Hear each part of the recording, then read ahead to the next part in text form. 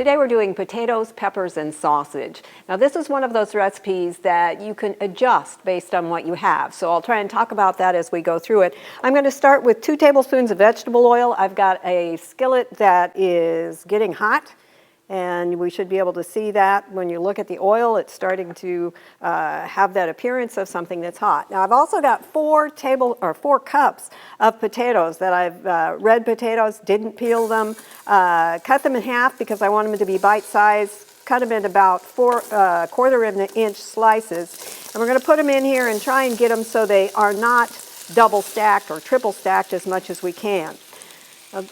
Usually I find recipes, or I adjust recipes based on what I think folks will have, what time they have. This one took a lot more adjusting than usual. It started with a pound of potatoes, which would be about 2 to 3 cups. I increased the number of potatoes, decreased the amount of sausage, decreased the amount of oil, left out some butter. So I'm aware that these things happen when you have recipes, that it's not just start it once and go. So this one's a little bit of still a work in progress, so feel free to take it and adjust it when you start it at home too. We're going to leave these again, try and get it at as much at one layer, and then I want it to crisp up a little bit on one side, so I'm going to not turn it or not flip it for somewhere between 5 to 6 minutes. At that point, get your spatula under there, see if it's starting to turn brown and crispy, then flip them all over and let them cook another 4 to 5 minutes until they're crispy on that side. Then we'll come back and take another step. As we go through this, however, I'm going to season it just a little bit. I'm going to put about 1/4 of a teaspoon of pepper in here. I'm not going to put any salt in. That was another one of my adjustments. Because we're using a smoked sausage, or you could use a kielbasa, it just gets too salty when you get all those ingredients. So adjust it for your own taste when it's done rather than here at the beginning. I've left out 1/2 teaspoon of salt already. All right, once this is brown, and just test it, press it with your spatula or with a fork or the end of a knife, and when it is done enough and tender enough to your liking, then go ahead and take it out of the pan and transfer it to something else. Now we're going to add the sausage. Now this is again one of those things that I cut back on, so you can flex with it as you choose. If you want to reduce the fat even more, you could use a turkey variety, but this is a kielbasa. You could use a smoked sausage equally well.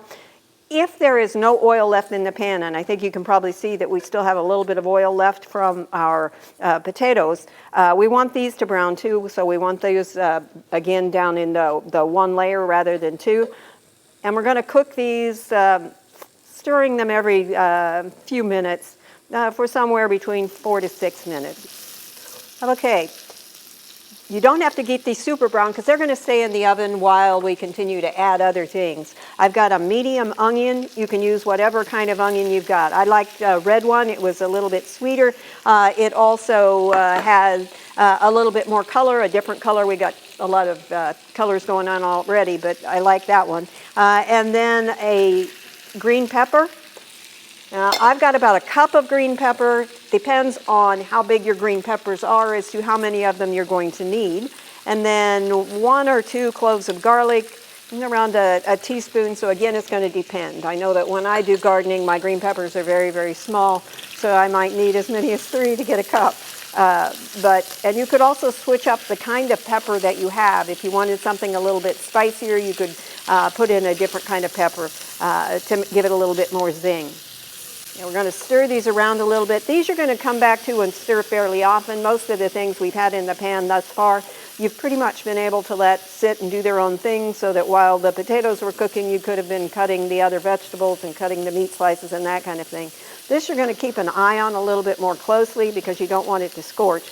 But while you're doing it, you can see the tasty bits on the bottom of the pan. You're going to get some liquid come out of these vegetables as they cook, and those crusty bits are called fond. Go ahead and try and scrape those up as you go. The more liquid that comes out of the onions and the peppers as it's cooked, the easier that's going to be. But there's a lot of flavor in there, so you want to try and move that out of the pan when you move the vegetables out. This is going to cook a total of 4 to 5 minutes. Again, it's not a constant stirring kind of event like I seem to be intent on doing. The goal is to get the onions so they're starting to become translucent, and then we're going to add the potatoes back. So once you get them in there, then stir them around a little bit. You just need to get them so they're hot again, since they've been sitting out. Now, if you don't like the amount of fat that you used, you needed the fat with the potatoes in order to get them to crisp up. But if you decided that it was going to be more than you wanted to eat, you can line the plate, or the pie pan in this case, with paper toweling so that some of that drains off, because you're not going to need it anymore, and there will have been more that comes out of the sausage. So just stir those around. When they're as hot as you would like, dinner's ready. And you've had plenty of time while this cooked. It didn't take a lot of effort. Some of the cutting and chopping of the onions, the peppers, the garlic, those things can be done ahead. The meat can be sliced ahead of time. So if this is I'm coming home from work, I don't want to spend a half an hour, you really don't have to spend much time in order to get this to finally go together. This will serve at least 4 people. And you can adjust the number of people that it will serve by adding or subtracting either potatoes or other ingredients. You could also add other vegetables to this. For instance, you could put some summer squash in here, and that would make it a really nice addition as well. You'd want to add it fairly late, because otherwise it's going to break down too much. There you have it. A little bit of either green onions or maybe some chives, if you've got those, to the top. If you don't have them, it still has a lot of color. You could also have some red pepper in there that would really boost the color too. I hope you'll give this one a try. It's potatoes, peppers, and sausage. For Oklahoma Gardening, I'm Barbra Brown.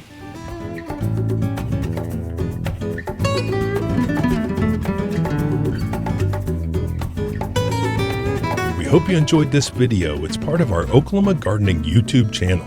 You can also find even more videos on our OK Gardening Classics YouTube channel. And join us on social media for great gardening tips, photos, and discussion.